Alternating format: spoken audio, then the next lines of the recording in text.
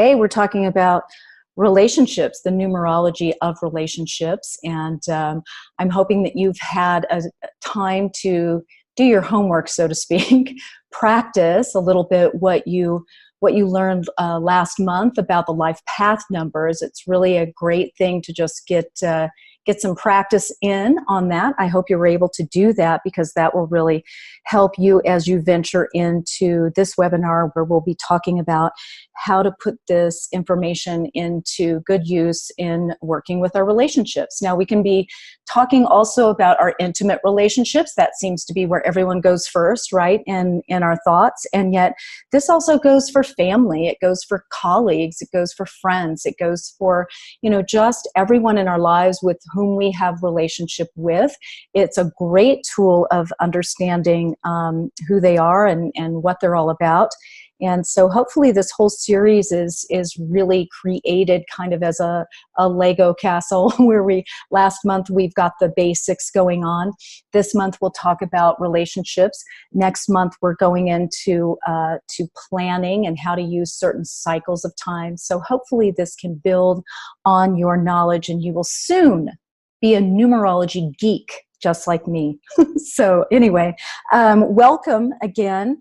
And so let's begin. We are going to talk about how our numerology can inform us about how we respond and what we need in relationships, and what our partners, friends, family, and everything else. So what we'll learn today is that each number, of course, as you know, holds amazing potential, and each number in numerology really holds equally amazing challenges. So as we're learning, with all of these ologies, with astrology, with numerology, with any of these tools, we're always talking about the optimal elements, what we're shooting for, what those innate gifts and talents might be. And yet we're also going to be challenged with the opposition. So it's going to depend on where we are in our level of maturity, where we are just in how we align or not with that. So I always keep that in mind. That's kind of a no-duh, but I always like to highlight that anyway. And so the point is that there are both the upside and the downside, right, to each of these numbers. We all know this. And it all depends on how you or the other person is in alignment with that. And so always keep that in mind when you're working with relationships. So I always like to say that there are, the basic ground rules here that almost have nothing to do with numerology, but everything to do with it also. Is rule number one is that the only way that you are going to attract the right person into your life is when you feel good about yourself, when you love yourself, and feel purposeful and happy just as you are. This is when you're going to attract the perfect complement to your life.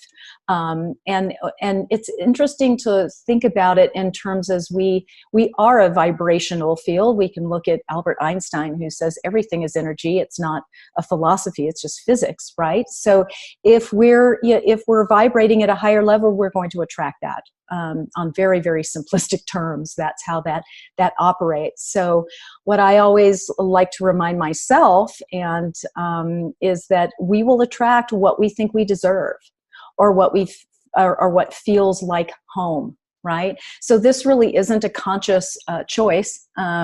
I've often referred clients to, and I will refer myself back to, a wonderful article that was written by Alain Labotin. I'm not sure if I'm pronouncing his last name correctly, but he wrote an article in the New York Times. He's also done a TED Talk called, the title is provocative enough. It was the most read article in the New York Times, and it's called Why You Will Marry the Wrong Person.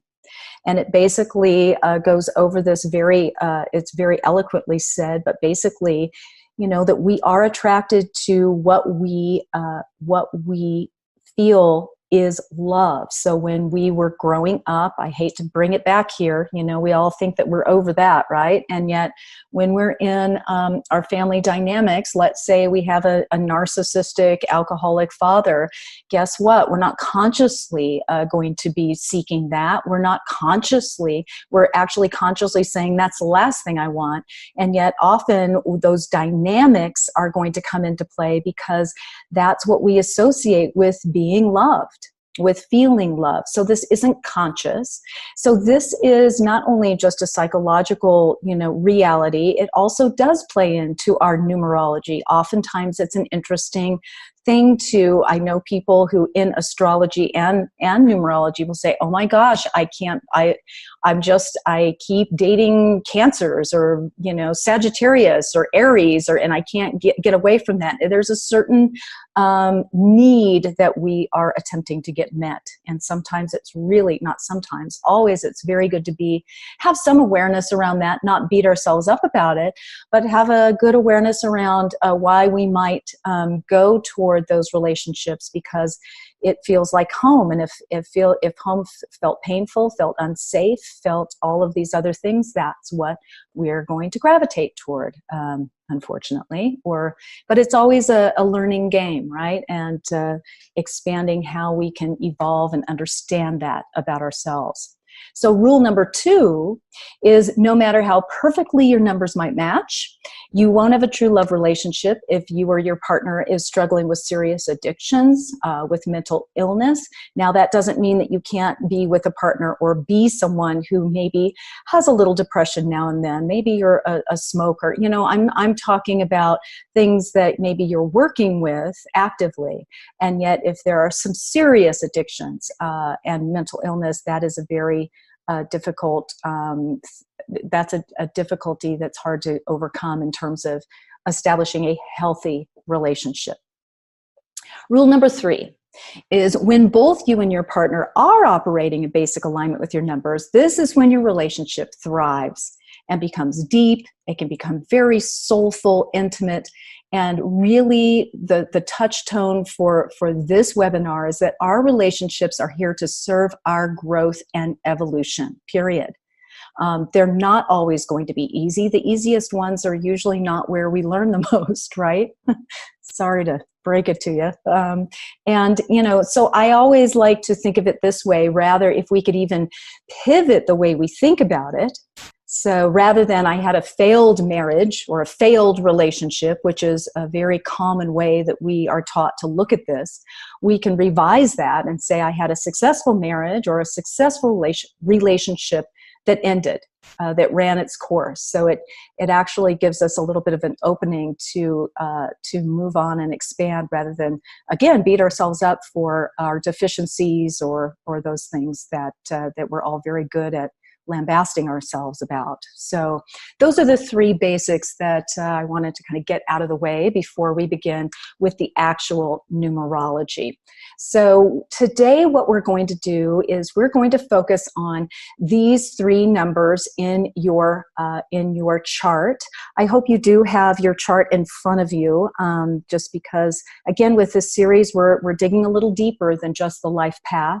We are attempting to really get down to some of the nuances and some of the ways that I actually like to look at a chart, and connect the dots, right, in ways that they may not be connected with prior. So what we will focus on is the life path number today, the soul urge, and the maturity, because those are the 3 very, very basics that I will look at in a chart when I'm working with someone and a relationship issue, because the life path, again, is that overarching purpose. It is, we're going to apply the same information that we learned last week, and we're going to look at it and how it applies to your soul urge and to the maturity numbers. So again, that life path is your overall life's purpose or mission. That's always a really good thing to know. Your soul urge in relationship is where I find there's a heart connection, an alignment that happens there. So I always like to look at the soul urge and see where you and a relationship partner are with that, and to see how in alignment that is, or how simpatico, right, or how much friction there might be there. So we'll talk more about that as we go along. Your maturity number is what I also like to look at if you are wanting to have a relationship that is more of a lasting relationship. So what direction are you both headed? The maturity number, as a reminder, for those of you who might not know, and you're really geeky if you do know, so, so I'm going to tell you, the maturity number is, we take the life path number and the expression number, which we're not talking about today specifically, but the expression number, if you do have that in front of you in your complete chart, it's the addition of both of those numbers that derives your maturity number. So it's as if you are, your life path and the way you're going to express that is developing and merging as you gain maturity. And the maturity number kind of comes into play in our 40s and beyond. It is kind of funny because in numerology, of course, everything is very specific about calculation, except for the maturity number. Every numerologist I've ever read is like, well, sometime in your 40s is when you'll start feeling this come in together and come into play. So it's what direction are you headed as you mature. And so it's always nice to know if you're on the same path for the longer haul with a partner. So let's start with what I consider I'm going to really drill it down here. Of course, we could talk about this forever, and yet we're going to go, with 3 of these bullet points for each number. Okay, so the life path, the one life path. What I find that the one life path really wants in relationship is a cheerleader. The one life path really needs someone who is their support system, who is going to cheerlead them and give them the rah-rahs. They need praise. They need positive reinforcement as they go. And they also need to feel as though they're in control a lot of times. This is what the life path really is learning about doing in a healthy, balanced way. So the possible red flags, if you are or are with a one life path, is that they can have a temper. Because they're attempting to learn how to exert themselves, how to be this independent, pioneering force of nature. And so there might be some temper there. They can be, what I find in relationship particularly is that one life paths can be very codependent. It's a very interesting dichotomy because while they want to be independent, when they are in relationships, they can often really get into codependency. And until they kind of find someone who's their equal in relationship, and that's on all levels, right? Spiritual and emotional, financial, all of those levels of being an equalizer for them. They can be very controlling. They can be cynical. They can be judgmental. So they can be in relationship. You have to understand those elements to them. So we're going to talk about what they want, what each life path might want, and then the possible red flags that might go with that. And as we're going along, think about how this will also play into these other numbers. So we're going to build this here. So we're going to give the basics and then build upon it, okay? So let's go to number 2. The 2 life path wants to be loved. They want love and they want to be loved in return. That really is a primary lifetime endeavor for a 2. They want to give. They are givers. They want to give to others on all levels. And a very important aspect to know about the 2 that you are, if you are a 2 or the 2s in your life, they do not want conflict. They will, walk 100 miles around somewhere to get to not have conflict. So they are often very conflict avoidant. The possible red flags for the 2 life path is that they can overgive to the point of resentment, right? And withdrawal. So that's a really interesting, again, dichotomy with the 2. They're so giving, and yet sometimes they can just shut down and you don't know why, right? They can also be very smothering. They're worriers. They can smother. They just, again, love and relationship is really in their wheelhouse. And yet sometimes the expectations there are not very realistic about how that can, happen on a day-to-day basis. And again, we talked about a little bit of that withholding that can happen if they're feeling emotionally hurt or neglected on that realm.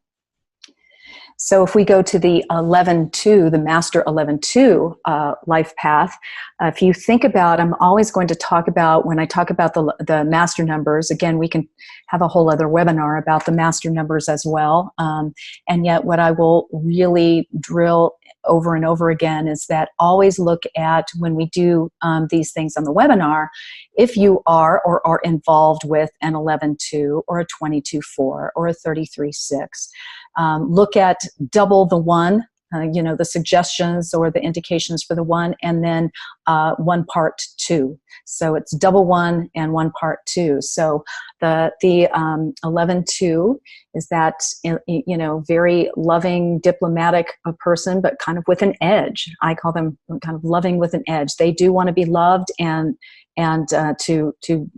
to love, be loved in return.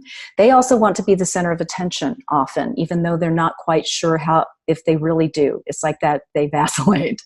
And then they very much want to be independent. I know a lot of 11-2 life paths who, when they are in relationship, they really need to have their levels of independence within that, which is a little bit different than the 2. The 2 is a little bit more at home when they're really in the group dynamics a lot of the time.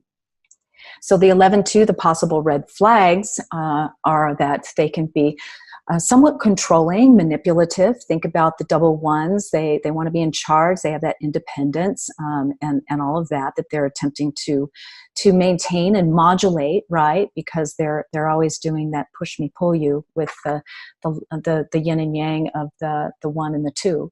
They can also be very smothering and controlling on that level, and then they can be very, I find in relationship, feel very victimized and push that on over to their partners sometimes. So the 3 life path, wants passion. They are very passionate people. They want passion in their lives, just like on all levels. So relationships can feed their creative passion and all that they consider passionate in their lives. They need to be heard on an emotional and an intellectual level. That's hugely important to a 3 life path. They are learning how to be heard, how to speak their truth, how to communicate. So this is a very important element for the 3. And they also want fun. They want creativity. They want expression. They want a relationship that has this element to it. They want to have fun with their partner. The possible red flags here are that there can be emotional ups and downs, and unless they're aware, unless the 3 is aware of that and how that might reflect on their relationships, that can be an issue.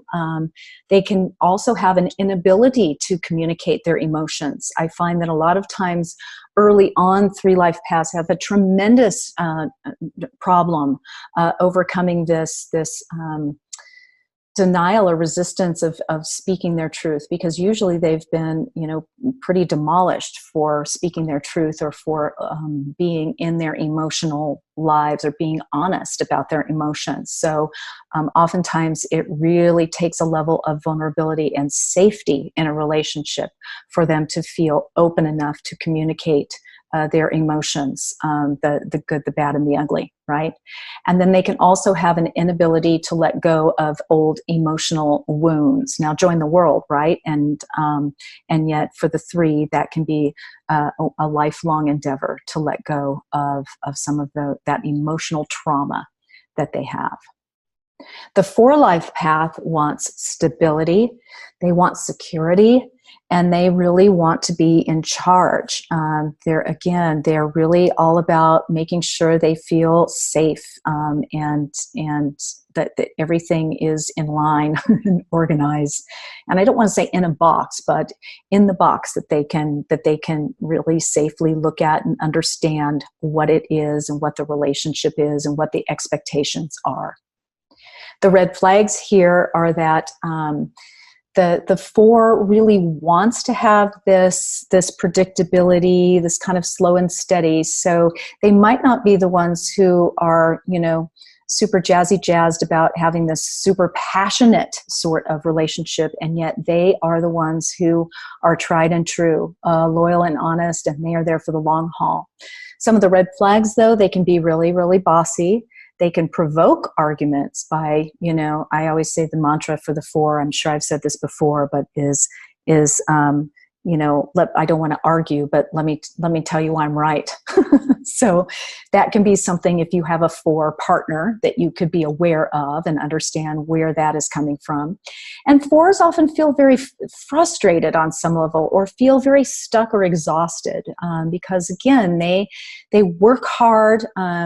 They're always, making sure everything's done, and so they kind of can never quite get ahead of the curve in some ways, often.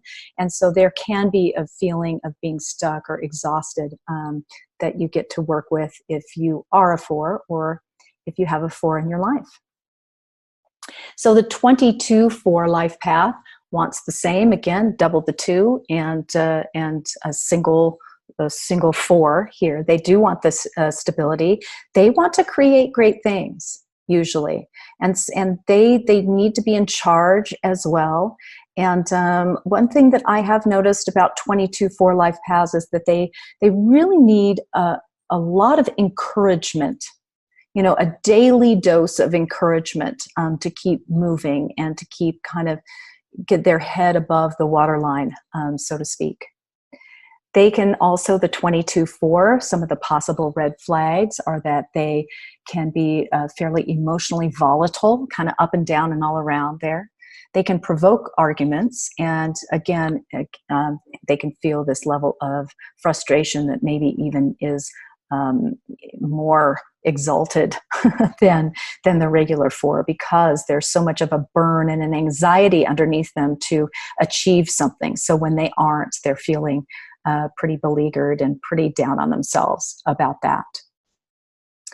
So if we look at the 5 life path, the 5 life path wants freedom, of course. They want a sense of adventure, right? And they want and need sensual experience. And often if you are or are in a relationship with a 5 life path, to understand, again, early on, now this, again, it's never impossible, and we'll talk about this more as we go along.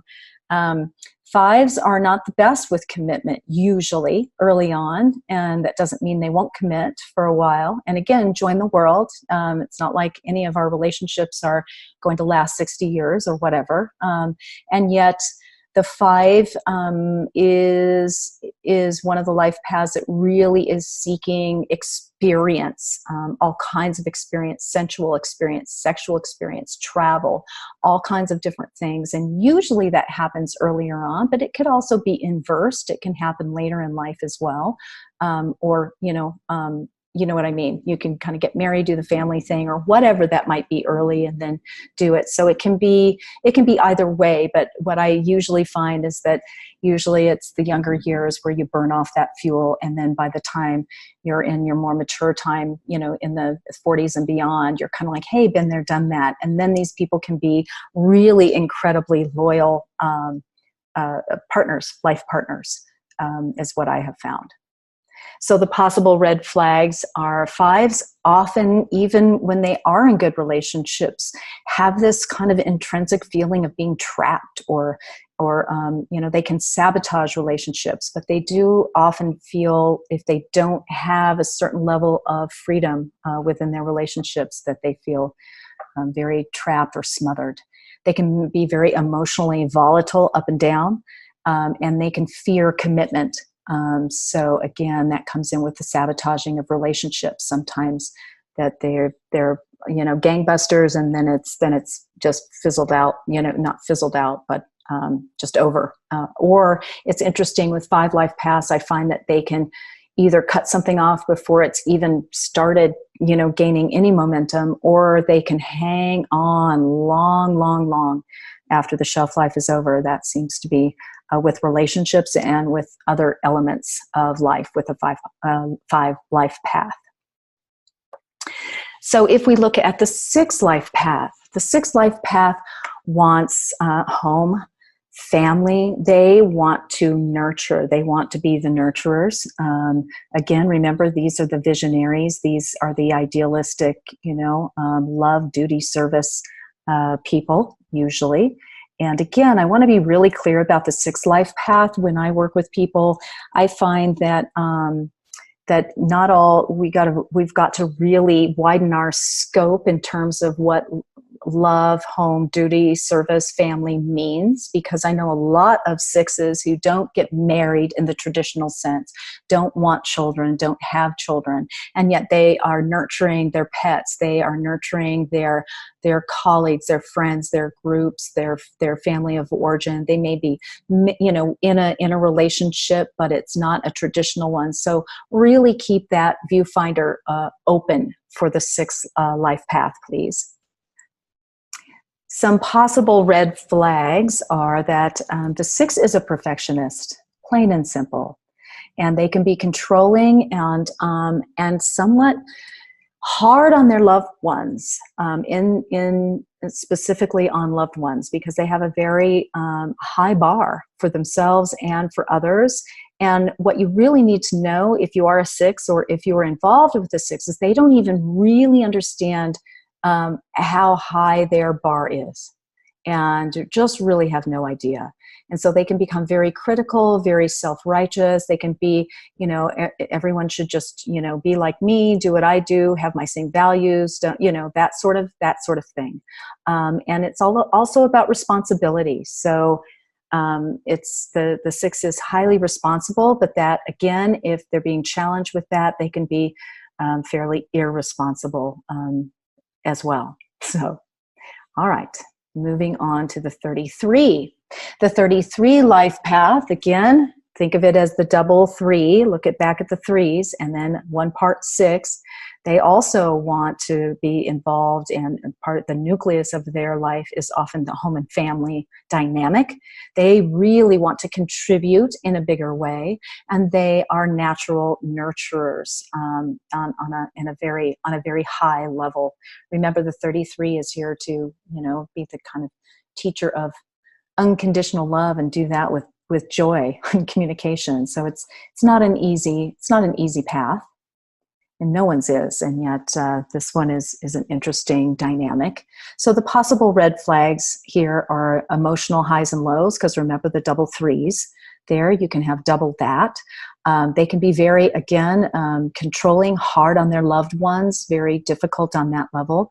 And something I see with 33 sixes is that they can be very enabling, right? So they want to be in these relationships. They want to nurture and be these loving, sources of everything. And yet they end up kind of enabling people's bad behavior. Because remember, one of the things the six is always learning is how to take the responsibility that needs to be taken, and that is something that is positive and healthy for them, and then things that are not positive and healthy, and where they're taking on responsibility for everyone else, they're being asked to please let the responsibility lay where it needs to lay, with somebody else. So that with the 33-6, you get it very intensely on that realm. So the 7 life path wants time and space to process life, just all of it. So the 7 really needs that. They need to dig into a sense of purpose, because sometimes a 7 is so lost in, what is the nature of the universe, right? So they can get lost in the minutia of the minutia. So they need a sense of purpose, and to be helped and supported in that sense of purpose. They really are meant to be, kind of find a specific focus in life to put their energies toward. And they want and need to trust you and to trust themselves. Trust is a big issue. Trust and vulnerability for the 7 is something they're constantly working on developing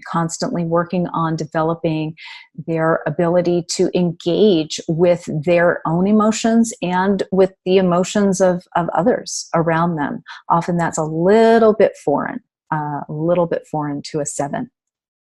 So the possible red flags for a 7 life path is that oftentimes the 7, any of you 7s out there, you can chime in on this. They sometimes really want a relationship, and yet not really. So they kind of want a relationship, kind of don't. So there's a little bit of that volatility there. 7s can get very, very frustrated. Just again, they are on this internal kind of spiritual journey, yet also very driven by data and analysis and intellect. So it can be a very, very interesting marriage of those two, and the experience that it takes to learn how to do that takes a while. Let's just put it that way. And the 7 can often feel very isolated. And even if they're, with large groups of people, they can feel isolated in their own mind, body, and spirit. They again are on that different wavelength than most of us really can truly understand about them. So those are some of the potentials and the possible red flags for the 7. So the 8 life path wants achievement. They really need to feel and not only feel like they're achieving something in this material world that we find ourselves in, they need to actually, do it. They need to have some level of success, or whatever that means to them on a personal level. And they need to exert and master a certain level of power. So achievement, success, power, all of those very, again, high level, make it or break it in this material world. That's what the 8 wants. They want status. They want they want financial remuneration. They need that in order to feel fulfilled. So some of the red flags for the 8, they can be workaholics. So if you're with an 8, you have to kind of understand that really is their wheelhouse. They're working, they're making it happen. So sometimes that bleeds into relationships. They can also have issues with wanting to be somewhat controlling, or they are somewhat controlling in relationships. And then on the kind of the other side of that, they can be very, very victim mentality, victimized, if they are struggling with their personal power, with their empowerment. They can blame everything on everybody else and not take the responsibility for stepping up and stepping into to themselves and make these things happen that they need and want to happen as that empowering 8. So the 9 life path wants to help, right? They want to be creative. They are creative vortexes, and they want to give. So they are givers. They are the compassionate people who really, if you have anyone in your life who's a 9, they want to be of service. They want to help. They want to provide that for you. They can also, in relationships and intimate relationships, they're very romantic, very idealistic, actually, in terms of their ideas about romance, but very romantic.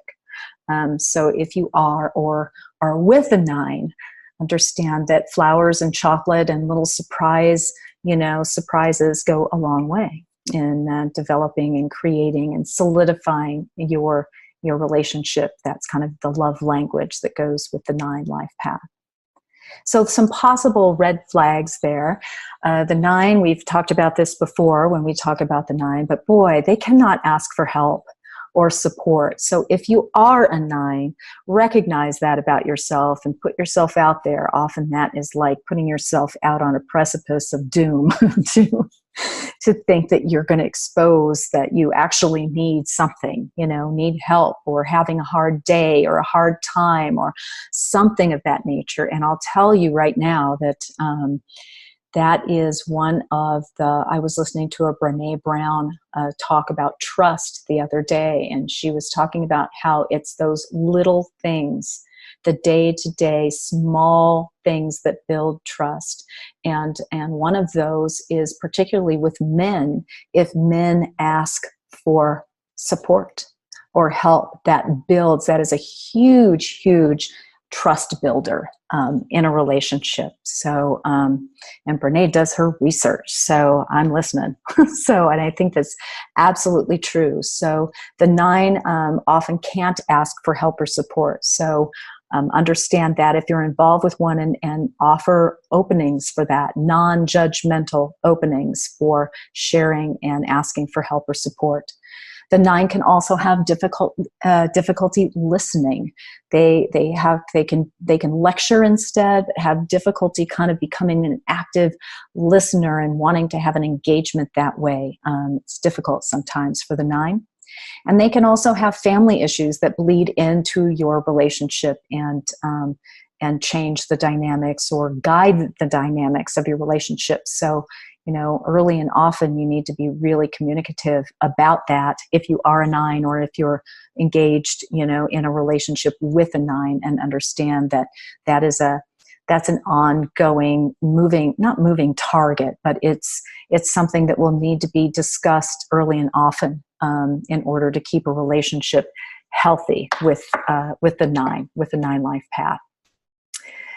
So now that we've kind of gone over the very basics with that, let's look at how we might look at how to use that same information and plug it in to these other elements of your chart that I wanted to focus on for today. So that's the life path. So if you know your partner's life path, and we've gone through that, so that's pretty much in your bag of tricks at this point. So now let's talk about the soul urge number. So this number is taken from your name. It's not taken from your birth date. This is from the letters in your name. And this is taken from the vowels in your name. Again, we could have a whole webinar on the soul urge. And one of the things that I will just highlight here is that there are different ways, different numerologists do look at the soul urge in terms of its all the vowels, A, E, I, O, U, sometimes Y. And Y tends to be the kind of sticky wicket here. So different schools of thought have different ways of thinking. That some numerologists say the Y is never used as a vowel. Some say it's always used as a vowel. Some people, mostly the school of thought is it depends on how it sounds. So if it sounds like a vowel, the way it's used in the name, it is indeed a vowel. So not to complicate it or make your head spin around like Linda Blair in the what is that?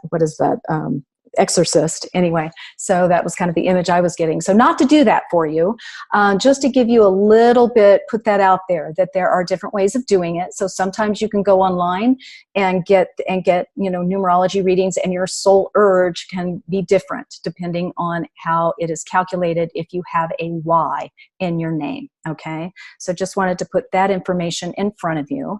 And yet the soul urge, if you do have that in front of you, this is really what you need to feel satisfied and fulfilled on a soul level. It's also can be called your heart's desire in numerology. So it's really instructive to look at the character of your heart and how it might align with your partner, right? So if down deep you have a 2 soul urge, you know that you want love, relationships, that you feel really that your life is having a kind of a detrimental feeling when you aren't involved in relationship in some co-creative way. And yet maybe your partner has a 5 soul urge. And so your partner, while you want this connectiveness and your heart needs to have that consistent, loving, relationship orientation pretty consistently, the 5, while they can be very loving and dynamic, they are going to want some more space. They're going to want a little more freedom around that. And that might not mesh for you.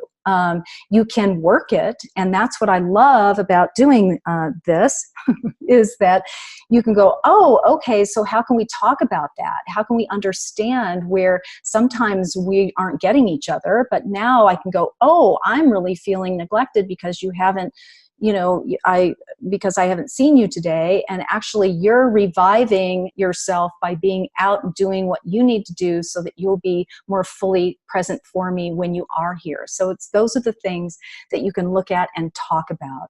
So I like to look at again, your life path and how that converges with a partner or with someone you have a relationship with.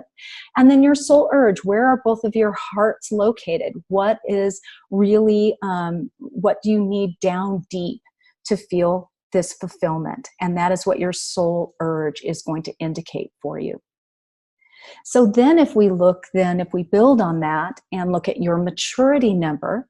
So remember, this is the combination of your life path number and your destiny or expression number, depending, those are both the same thing, but they're two different labels for it. And so these are the maturity number is really, again, it's what you're moving toward. It's what you're moving into as you hit your 40s and go beyond into your 50s, 60s, and beyond. So it's really instructive to look at what direction you're moving toward and how does this align with your partner? Because perhaps, let's say your maturity number is an 8, and that really indicates that you're not going to be really wanting to retire and eat bonbons on the couch or, anything like that. You're going to want to keep working and moving and shaking and being in this material world, doing, successfully succeeding in your world, in the world of finances. You're going to probably want to be more of an influencer and bring people together and do all of these things. That's what you're really, it's going to light your fire as you mature. And so let's say that's your maturity number, and yet your partner's is a 7. So your partner is, so while you're going to be, wanting to be out there and really, in it, your partner may want a little more downtime, a little more study research time, a little more, it's kind of a spiritually activating time. And again, these are not in any way mutually exclusive, right? But you can understand they can both move together and work together very well. It's just to have an understanding around where you're going, where your partner's going, and how to work that to the best of your ability, and how to also understand where some of the friction points might show up. Okay? So let's do a little bit of an example. So I had a participant in a workshop not long ago who was a 5 life path. So she was totally baffled. So she was like, hey, this nothing about the 5 fits me. She's like, she was incredibly structured. She was very disciplined. She'd been married since a young age for a very long time. She was same man. She was a mother to 3 children.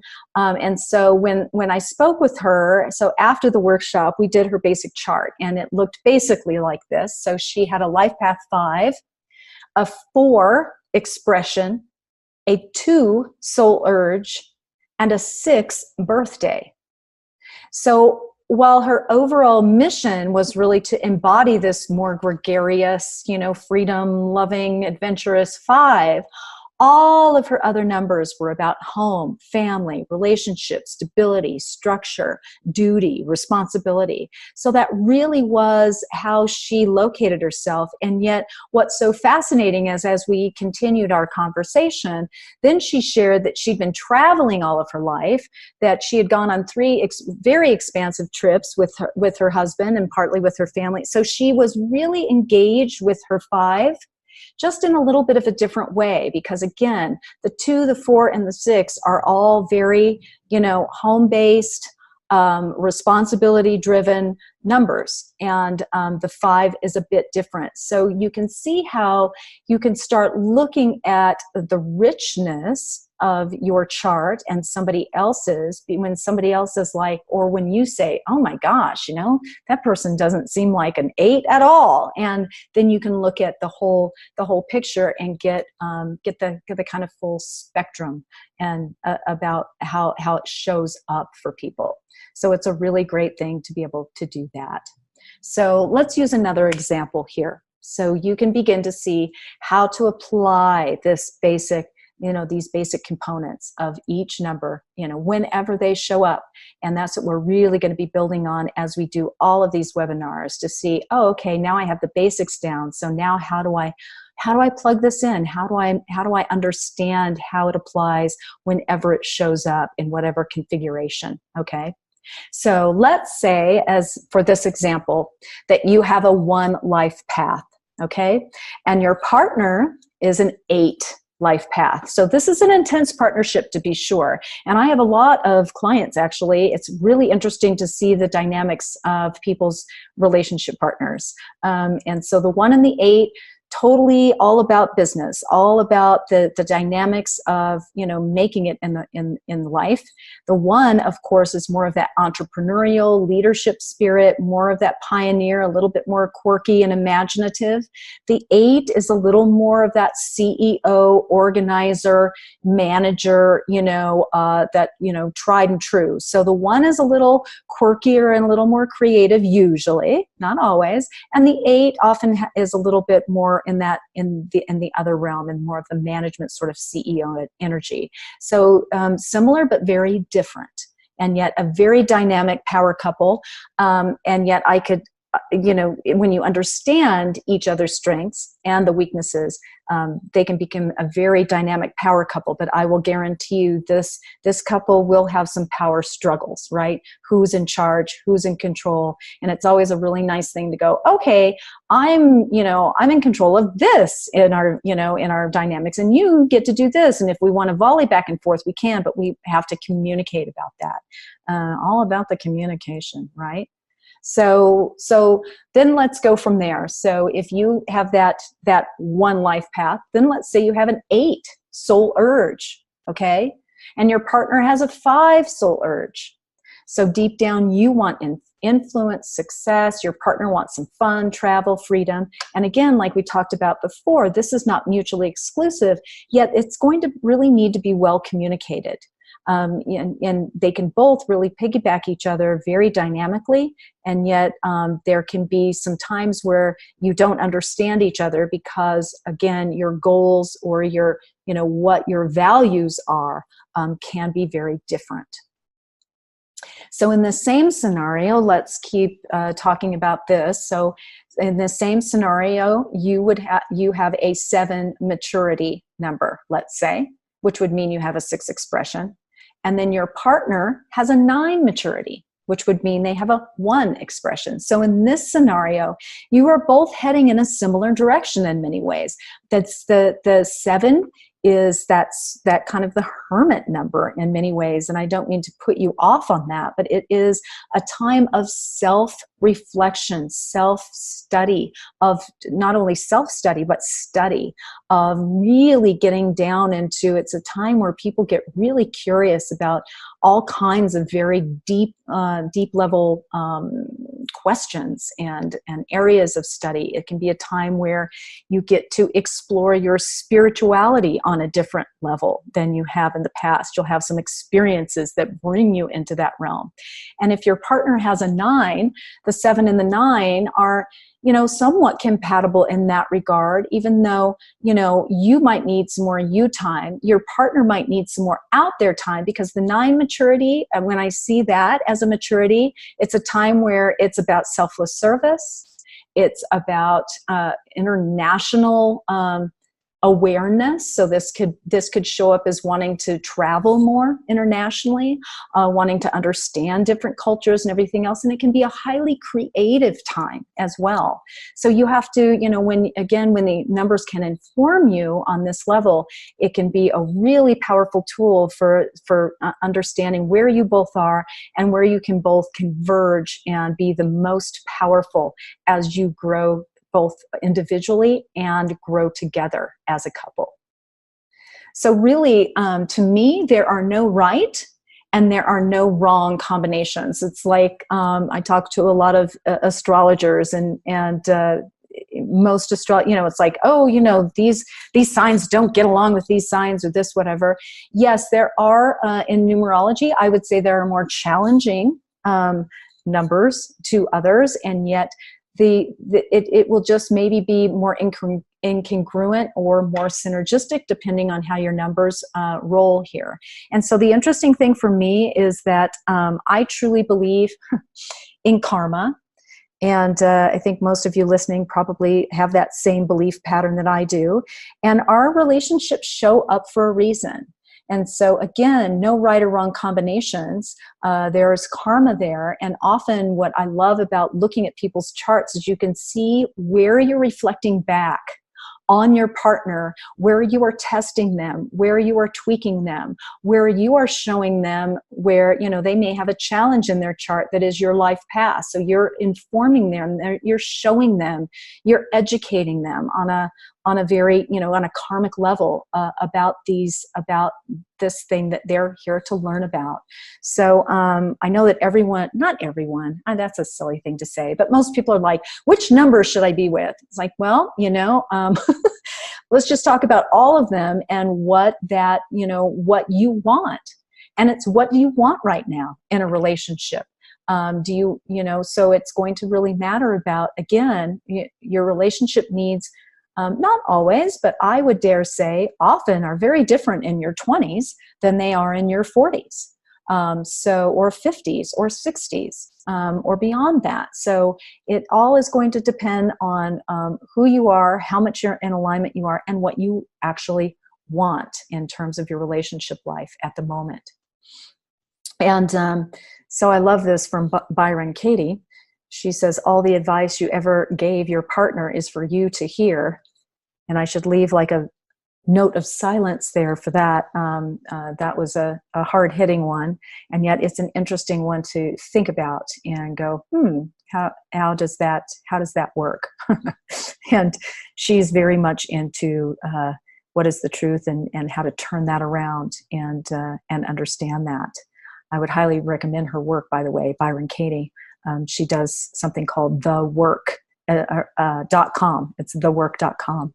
if you want to go and check her out. But I would say that overall, that in terms of relationships, that if there was just one thing that each number wants and needs, it's the 1 needs to be in charge. The 2 needs consistent love and acknowledgement. The 3 needs to be heard. The 4 needs to feel stable. Most 4s I know do not want drama, okay? No drama for the 4. 5s need their space. 6s need to take care of you. They also need to take care of themselves, which is something you can remind them of. But overall, they need to take care of you. They want to. 7s need processing time. They need time. 8s need to protect and to provide for you. That's something they need in order to feel fulfilled as an 8. And a 9 needs to give. And so the master numbers are always going to have a bit more intensity about them as people. And this can be, a master number anywhere it shows up in your chart, whether it's your life path number or your maturity number or your soul urge number in this configuration. Adds a zing and adds some complexity. It always does. And we talked about the karmic elements. So we're all here for karma. And sometimes we're here to have a long-term 60 some odd year relationship, and sometimes we're here to be with that person for 6 months or for 2 weeks or whatever it is. So they're all valuable in how we are learning about ourselves and learning how to be in relationships successfully. And I love this also. This quote is, "You will manage to keep someone in love with you only for as long as you can keep him or her in love with the person they become when they are with you." And I think that those are, golden words for relationship. And again, kind of a no duh, and yet extremely vital. And I find that hard to come by sometimes in relationship. How do we support each other? How do we understand each other and also not be doormats and have that healthy balance? So with relationship, again, go back, take a look at your life path, take a look at the soul urge and the maturity if you're wanting to investigate how much in alignment you are with your current significant other, or maybe what you want out of your next significant other, and see how you want to think about that. I would say I love giving homework and fun work, fun homework. It's a great time to journal. To just do some journaling about where maybe what you can see about reflected in yourself with when you look at your numbers, and maybe what you've done in the past and what you'd like to change in the future or modify in the future. And then also to make a list of what it is you do want in relationship. I can't tell you how many people, honestly, that I've spoken with just as friends or as clients who have gotten out of a traumatic relationship or a difficult one, and have taken some time off and have really been doing some work around their engagement with relationships, and they take the time to sit down on a piece of paper in writing and write down in detail what they want, in a relationship. And it can be from how someone dresses, how they look, how they feel when they're with them. Overarchingly, it's, do you want to feel safe when you're with someone? Do you want to, all of everything, anything and everything that rolls out of your head and heart and soul, put it on a piece of paper. And I cannot tell you how many people have said, I put this on a piece of paper, stuck it away, and then 3 months later, I started dating this person, and then a month after that, I took out my piece of paper, and he or she was like literally everything that I had written down. Sounds a little corny, but I'm telling you, I've heard it over and over again now. So I think it works. So with that said, we are going to segue into next webinar. It's all in the timing, numerology for planning. So we're going to be taking the basics that you've been learning, and then we're going to move them into understanding your personal year cycle and the pinnacle cycle. And so we'll be looking at those and looking at how to use those tools, those cycles of time in numerology for planning, and also simply for understanding kind of where we've been and maybe what direction we are headed in.